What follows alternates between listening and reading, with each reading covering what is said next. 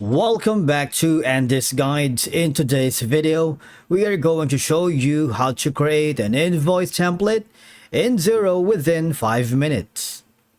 Let's begin.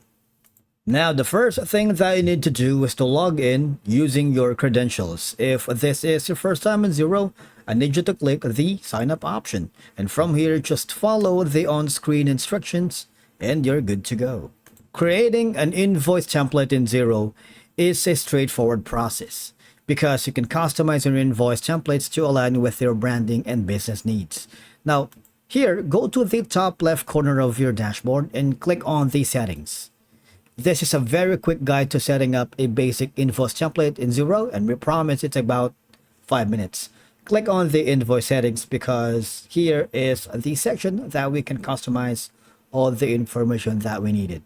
Now, once we are here, now there's going to be 4 tabs for you to choose from, but I want you to go to the new branding theme, click the drop down menu, and there's going to be the custom doc.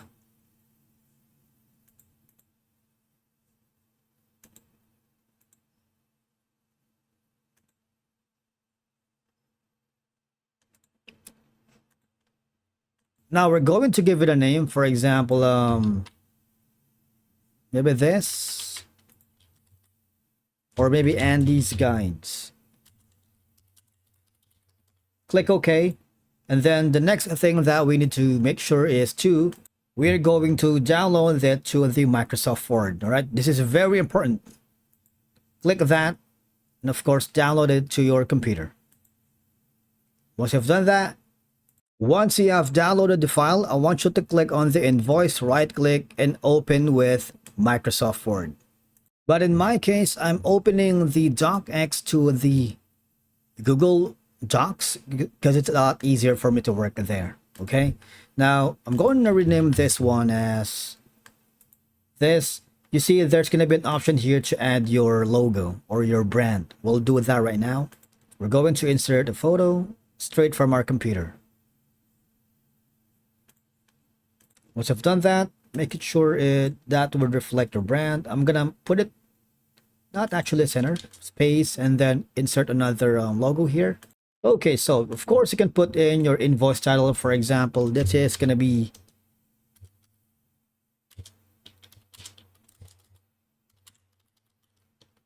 okay. So this is okay. Now you see there's one of a few options that you might want to remove here because normally, now there's an option that says payment advice. This is normally used for checking account, but you know, there's not a lot of people who uses the checking anymore. So to get rid of this, all I'm gonna do is just click on this option right here. There's gonna be an option that says remove footer, right? And after that, make sure you have the payment image inserted and make sure all the information is correct. Now here, make sure you have the correct information for your bank details. For example, I'm gonna put in my bank details here. And then once you're happy with that, all I'm gonna do is save. If you're using the traditional Microsoft Word, in my case, since I'm using Google Docs, what I'm going to do is click on download as Microsoft Word.docx. I'm gonna download it and of course upload it to the Xero. Now here, we need to upload our customized .docs. I'm gonna click on that file that we have recently created. Of course, that's gonna be for invoice. Click on browse, and of course, click on upload. Now, while we're at it, there's gonna be a section here that says, okay, so let's reduce that file. Now, the file has been already uploaded successfully, and while we're at it, might wanna upload an email logo. Gonna upload again a logo here. Okay, so the logo has been updated, and you might want to drag this all the way to the top so that whenever you wanted to send invoice to your clients, to your company, it's gonna be a lot easier, right? This one. Now, with this all in mind, you can speed up the invoicing process with a ready-to-use template. Of course, you can standardize information and layout to avoid mistakes. You can present a polished, uniform appearance to clients.